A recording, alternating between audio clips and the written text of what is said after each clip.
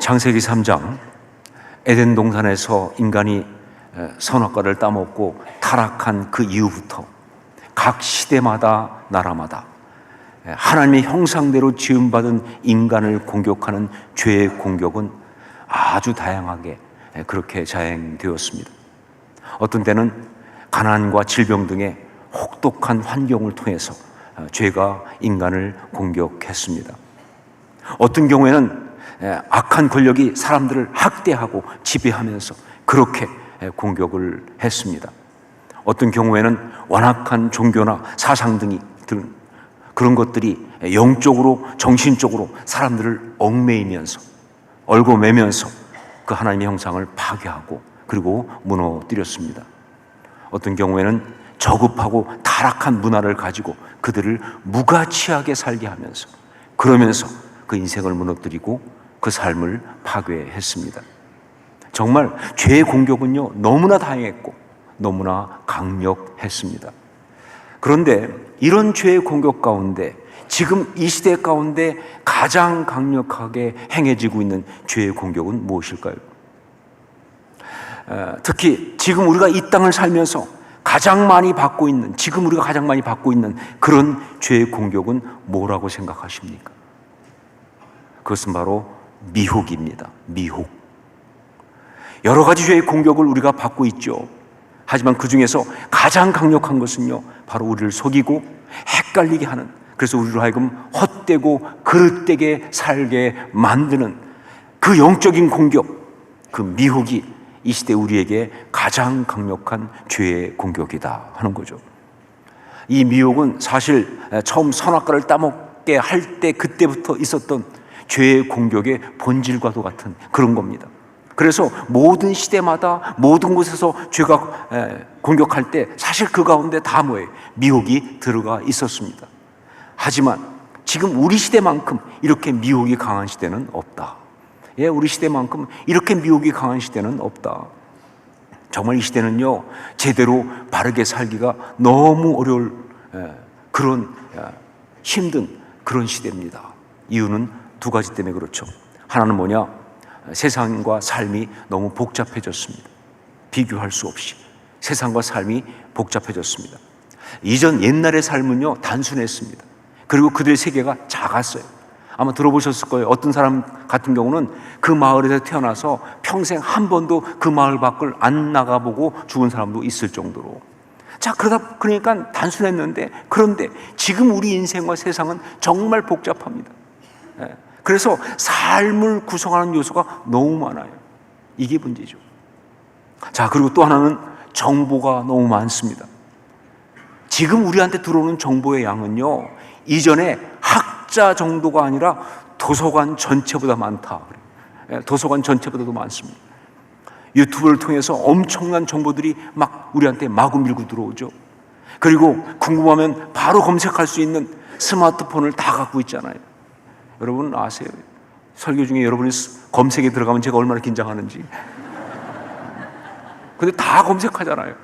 궁금해? 바로 검색. 검색 한 번이면요 뭐 수십, 수백, 수천 가지 정보가 그냥 밀고 들어오니까.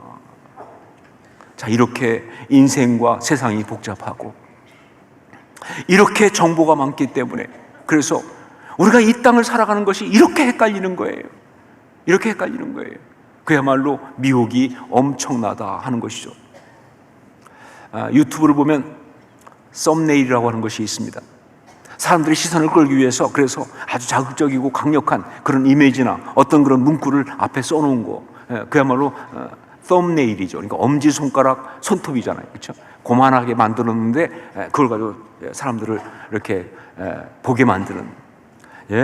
정말 유튜브를 볼 때 보면 이 썸네일 대단합니다. 도저히 그냥 지나갈 수 없게 만드는 그런 것들이. 저 같은 경우는 다 알고 있으면서도 그냥 지나갔다가 보면 다시 가고 있어요. 고개를 못 돌리게 만들어요. 고개를. 어떻게 제 마음속에 있는 걸 그렇게 알았는지 그걸 탁 잡아가지고 그냥 관심을 끌어가는. 그런데 여러분, 그때 우리가 그 썸네일을 보고 그 유튜브에 클릭을 하게 되면 어떻게 되느냐? 그렇습니다. 그 순간 우리는 호갱이 되는 겁니다. 호갱. 호구 플러스 고객이죠. 여러분, 이건 지금 우리가 살아가고 있는 이 세상의 단면이에요. 예, 유튜브 같은 그런 곳에서만의 문제가 아니라 우리 삶 자체가 바로 이렇게 정말 헷갈리게 하는, 우리를 호갱으로 만들려고 하는 그러한 죄의 미혹이라고 하는 공격 가운데 이렇게 노출되어 있는 그런 삶이라고 하는 거예요. 어떻게 해야 합니까? 그러면? 어떻게 해야 합니까? 우리가 이런 미혹의 한복판에서 정말 제대로 바르게 거룩하게 살려고 한다면 우리는 어떻게 해야 하는가? 그 답을 예수님께서 가장 심하게 미혹을 받는 그 자리에서 아주 분명하게 직접 보여주시면서 우리에게 주셨습니다. 그것이 바로 마태복음 4장 4절 말씀이죠. 마태복음 4장 4절 함께 읽겠습니다.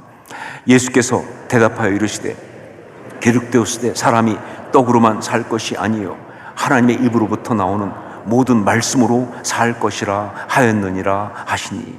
예, 말씀입니다. 사람이 떡으로만 사는 것이 아니라 살아계신 하나님의 입으로부터 나오는 말씀으로 사는 거예요. 예, 떡이 중요하다고. 그러면서 정말 우리의 굶주림을 자극할 때 이건 감당할 수 없는 미혹이죠. 그렇잖아요. 떡이 중요하다. 근데 그게 우리의 굶주림을 자극하면요 정말 감당할 수 없는 미혹인데, 그런 미혹에 대해서 우리 주님은요 아니다, 사람이 말씀으로 산다, 떡이 아니라 말씀으로 산다 라고 아주 분명하게 답을 주신 거예요. 그렇습니다. 이렇게 죄의 미혹이 전방위적으로 공격해 들어오는 상황에서 정말 바르게 제대로 거룩하게 살아가려고 한다면 다른 것이 아니라 말씀으로 살아야 되는 거예요. 말씀으로 살아야 되는 것이다. 여러분, 경험이나 판단 가지고는요 죄의 미혹을 이길 수가 없습니다. 세상의 어떤 지식 가지고는요 마귀의 미혹을 이길 수가 없다, 그 말입니다. 하물며 자신의 감정이나 의지는 말할 필요가 없죠. 오직 뭐예요? 말씀이에요. 살아계신 하나님의 입에서 나오는 말씀만이 마귀의 미혹을 이길 수 있는 거예요. 자, 그런데 오직 말씀만으로 미혹을 이길 수 있는데, 그런데 그 미혹을 이기는 말씀은 그냥 말씀이 아니에요. 그 말씀은 바로 말씀이 법이 된 것, 즉 율법이어야 한다는 겁니다. 말씀이 법이 된 것, 율법이어야 한다. 자, 보세요. 예수님이 미혹하는 마귀에게 하셨던 이 말씀, 이것은요 신명기 8장 3절 말씀을 그냥 그대로 인용한 건데, 그런데 그 신명기에서 말하고 있는 여호와의 입에서 나오는 모든 말씀은 뭘 말하고 있느냐? 그렇죠, 율법을 말하고 있습니다. 율법을. 우리가 율법 그러면요 나중에 신약에 나오는 율법주의자들 혹은 유대인들 뭐 이런 사람들 때문에 굉장히 부정적으로 생각합니다. 그래서 정말 어떤 사람들은 심지어 바울 사도가 율법과 복음이라고 하는 대조를 한 걸 때문에 그랬는지 모르겠지만 율법을 복음의 반대말로 생각을 해요. 근데 아니에요. 여러분, 율법은 나쁜 것도 아니고요 잘못된 것은 더더욱 아닙니다. 예수님과 사도 바울이 수도 없이 강조했던 것처럼 율법은요 그 껍질만 강조하면 그건 문제가 심각하죠. 하지만 그 율법의 중심의 정신은요 이거 바른 거예요. 그리고 온전히 이루어야 하는 복음 자체입니다. 율법의 정신은요 복음과 다르지 않아요. 특별히 율법은 우리가 이 미혹의 세상 속에서 하나님의 사람으로 바르게 거룩하게 살기 위해서는 반드시 붙들어야 하는 법이 된 살아계신 하나님의 말씀이에요. 법이 된 살아계신 하나님의 말씀, 그게 바로 율법이에요. 여러분, 법이라는 게 뭡니까?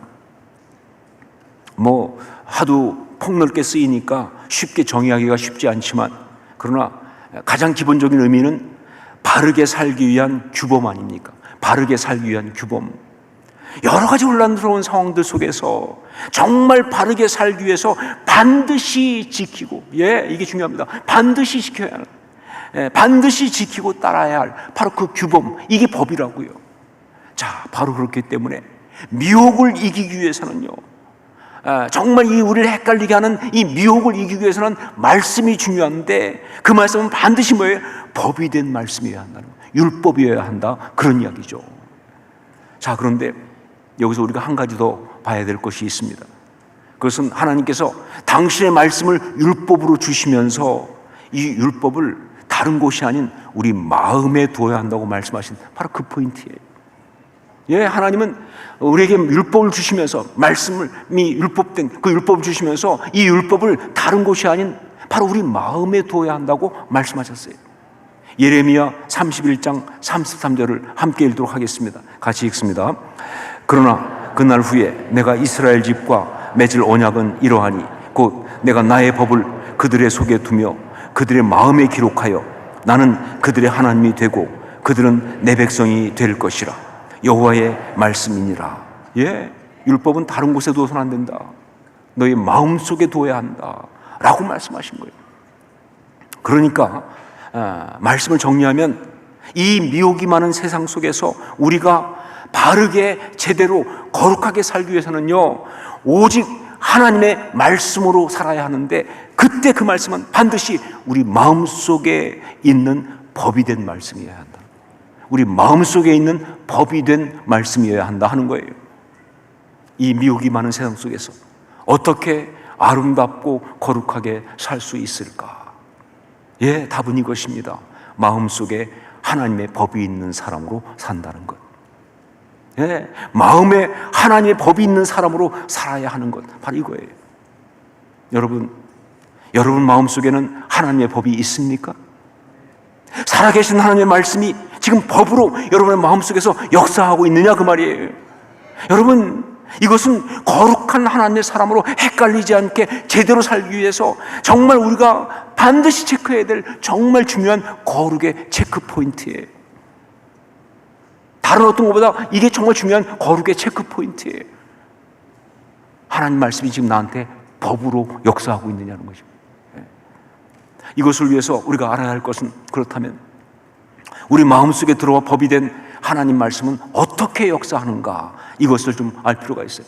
예, 지금 내 마음속에 하나님 말씀이 법으로 역사하는가, 이걸 알려면요, 우리 마음속에 들어와 법이 된 하나님 말씀은 어떻게 역사하는가, 이것을 알아야 한다는 거죠.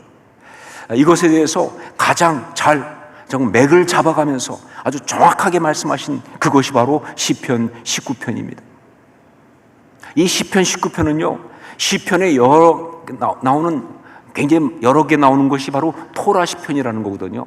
율법 시편. 이 토라 시편 가운데 하나인데, 그런데 그 중에서 백미라고 할 수 있는 그런 겁니다. C.S. 루이스라고 하는 유명한 분인 건 아시죠? 이분이 시편 묵상, Reflections on the Psalms라고 하는 시편 묵상이라는 거기서 이렇게 말했습니다. 나는 이 시편 19편이 시편 가운데 가장 위대한 시편이라고 생각하며 이 세상에 있는 노래 중에 가장 위대한 노래라고 생각한다. 이게 시편 19편이에요. 예, 시편 가운데 가장 위대한 시편, 이 세상에 있는 노래 가운데 가장 위대한 노래라고 하는 것이 바로 시편 19편이에요. 하이드는 천지창조라고 하는 오라토리오를 만들었는데, 이 천지창조라는 오라토리오에서 제4일을 묘사하면서 바로 이 시편 19편을 가지고 삼중창과 합창으로 이걸 묘사를 했어요. 근데 이게 정말 유명한 노래예요. 이게 제일 유명한 노래예요. 저 하늘은 주 영광 나타내고 궁창은 손으로 지으심 보이네. 날은 날에게 말을 전하고 그 밤이 지나면 새 밤이 오네. 말씀 없고 뜻은 몰라도. 지금 사실 이 가사를 불러주면서 제 마음속에는 멜로디가 가득합니다. 그런데 제가 이것을 직접 노래하지 않는 까닭은 이게 여러분의 은혜를 깰까봐, 그래서 제가 안 하고 있는 거예요. 정말 이거는 가사만 갖고는 알 수 없어요. 그 멜로디까지 같이 보면요, 가슴이 막 심장이 두근거려요. 말씀 없고 뜻 몰라도. 예, 주의 말씀이, 저 하늘은 주의 영광 나타내고 궁창은 그 손으로 지으신 보이네. 막 기가 막히죠. 그의 천지창조에 나오는 32곡 중에서 가장 널리 불리는 대표곡이 된 거죠. 자, 시편 19편은요, 천지를 창조하신 그 말씀이 우리에게 율법으로 오셔서 우리 마음의 법으로 역사하는 그 말씀의 역사를 그대로 보여준 시편이에요. 다시 말합니다. 시편 19편은요, 천지를 창조하신 그 말씀이 우리에게 율법으로 오셔서 우리 마음의 법으로 역사하시는 그 말씀의 역사를 그대로 보여준 그런 시편이에요. 그렇기 때문에 여기에 나오는 여호와의 말씀, 그 법이 어떠한지를 묘사하는 6가지는요, 하나님의 말씀이 법이 되어서 우리 속에 있을 때 우리 삶 가운데, 우리 심령 가운데 어떤 일이 일어나는지를 그대로 보여주는 아주 장엄하고 분명한 통찰입니다. 장엄하고 분명한 통찰이에요. 우리 7절부터 9절을 함께 읽겠습니다. 제가 장엄하고 분명한 통찰이라고 했으니까 여러분은 장엄하고 분명하게 읽으셔야 합니다. 7절 9절 함께 읽겠습니다.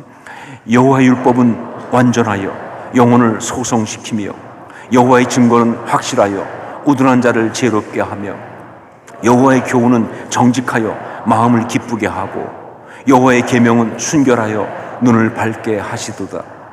여호와를 경외하는 도는 정결하여 영원까지 이르고 여호와의 법도 진실하여 다 의로우니. 혼돈과 공허와 흑암과 기품이라고 하는 창조 이전의 상태에서 6일 동안 그 말씀이 완벽하게 세상을 창조해 내셨던 것처럼, 그렇게 그래서 밝고 아름답고 의미 있고 행복한 세상을 만들어내셨던 것처럼, 그렇게 그 동일한 하나님의 말씀이 지금 우리 마음속에 법이 되어서 죄악의 삶, 혼돈의 삶, 공허와 어두움에 있는 절망의 삶 가운데 있는 우리 가운데 역사하심으로 이걸 바꾸어서 우리를 온전히 회복시켜서 거룩하고 아름답게 살게 하신다, 그 얘기예요. 네, 바로 창조 이전의 그 혼돈, 흑암, 공허, 기품, 이런 혼돈의 상태를 바꿨던 그 하나님 말씀이 지금 동일하게 우리 심령 가운데 역사하셔서 우리 마음속에 있는 그 모든 어두움들과 혼돈과 절망과 그 답답한 것들을 다 바꿔서 아름다운 하나님의 거룩한 역사를 만들어내신다는 것이죠.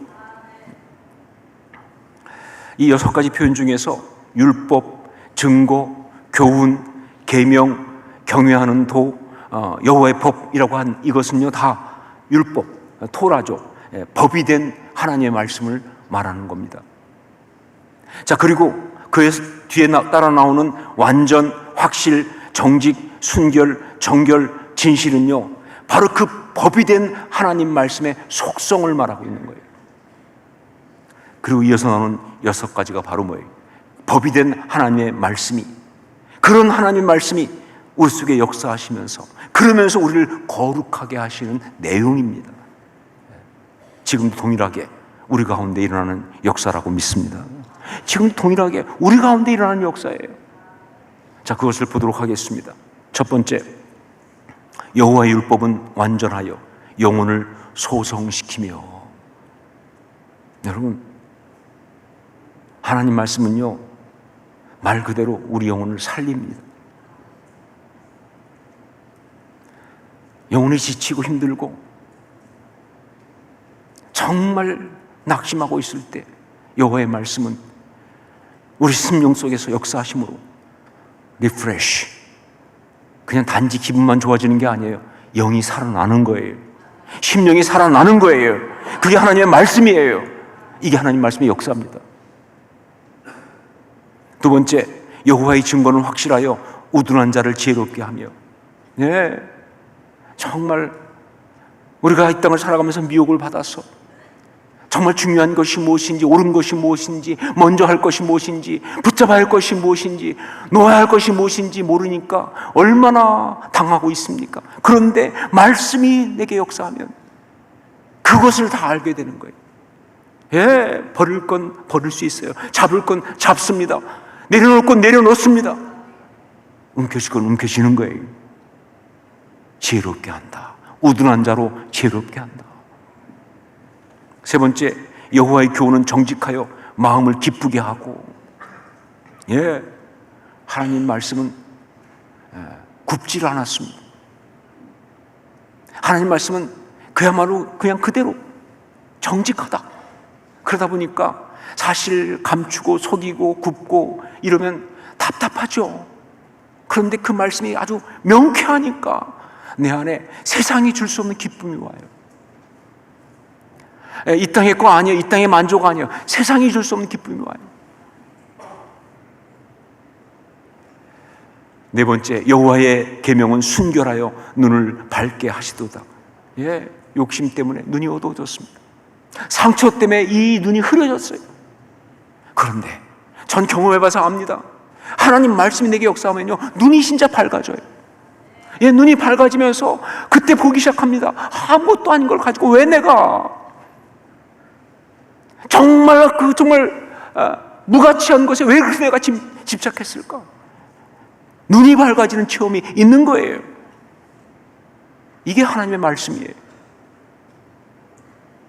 여호와를 경외하는 도는 정결하여 영원까지 이르고, 하나님 말씀은 시대 중에 막 치우치는 그러한 시류가 아닙니다. 세상이 건 다 그렇죠. 어떤 시대는 이게 제일 중요하다고 그러다가 그 다음 시대 바뀌면 또 딴 게 중요하다고 그러다가 얼마나 왔다 갔다 합니까? 근데 이게 얼마나 우리를 망가뜨려요. 어떤 사람 같은 경우는 얘기 보니까 일제시대 때는 일본말을 배웠다고 그래요. 대세가 일본말이니까. 그러다 해방이 돼가지고 인민군이 내려오니까 북한 찬양을 배웠어요. 그러다가 미군이 들어오니까 이제 영어를 배운 거예요. 그런데 너무 여러 개 하다 보니까 헷갈려가지고 순서를 헷갈린 바람에 결국은 총 맞아 죽었다는, 우스운 이야기지만 그런 웃을 수만은 없는 이야기 아니에요. 세상이 그래요. 그게 중요한 줄 알고 거기에 목숨 걸면요, 망한다 그 말이에요. 그런데 여호와를 경외하는 도는 정결하여, 불순물이 없어요. 시류에 어떤 들어간 게 아니에요. 그냥 깨끗하시니까 영원까지 이루고, 세월이 지나도 그게 맞는 거예요. 그게 올바른 거예요. 변하지 않습니다. 여섯 번째, 여호와의 법도 진실하여 다 의로우니. 네, 믿을 만한 겁니다. 신뢰할 수 있습니다. 진실하다. 그 말씀은 신뢰할 수 있어요. 그래서 우리가 정말 바르게 제대로 살 수가 있는 거죠. 자, 6가지 너무 은혜로운데, 그런데 걱정이 하나 생겼습니다. 6가지를 성도들이 과연 기억할 수 있을까? 나의 목회 경험상 3가지 이상은 무리라는 걸 알고 있는데 6가지를 어떻게 기억할 수 있을까? 다 좋긴 좋은데 이게 다 맞이지 않을 텐데 막. 그래서 제가 주님 앞에, 주님, 이걸 한마디로 정의하면 어떻게 말할 수 있을까요? 라고 그렇게 여쭈었을 때 놀랍게도 성령께서 제 마음속에 정말 감동처럼 임하셨어요. 이걸 한마디로 하면 어떻게 말할 수 있을까요? 하는데 성령께서 정말 감동처럼 임하셨는데, 그때 주신 말씀이 그건 바로 살리고 지키신다라는 거예요. 살리고 지키신다. 마음속에 살아계신 하나님 말씀이 법이 되어 역사하실 때 그때 어떤 일이 있느냐, 내가 어떤 상황, 어떤 어려움 속에 있든지, 어떤 유혹이 나를 흔들고 무너뜨리려고 하는 그 상황 속에 있든지, 그런 순간이라 할지라도 그 말씀이 내 영혼을 살린다는 거예요. 그리고 내 영혼을 지키신다는 거예요. 살리고 지키신다. 그러면서 떠오른 것이 그때 창세기의 말씀이었습니다. 하나님이 천지를 창조하시고 인간을 그 에덴 동산에 두시면서, 그러면서 그때 인간에게 주신 말씀이 있습니다. 그게 창세기 2장 15절이죠. 우리 창세기 2장 15절 같이 함께 읽겠습니다.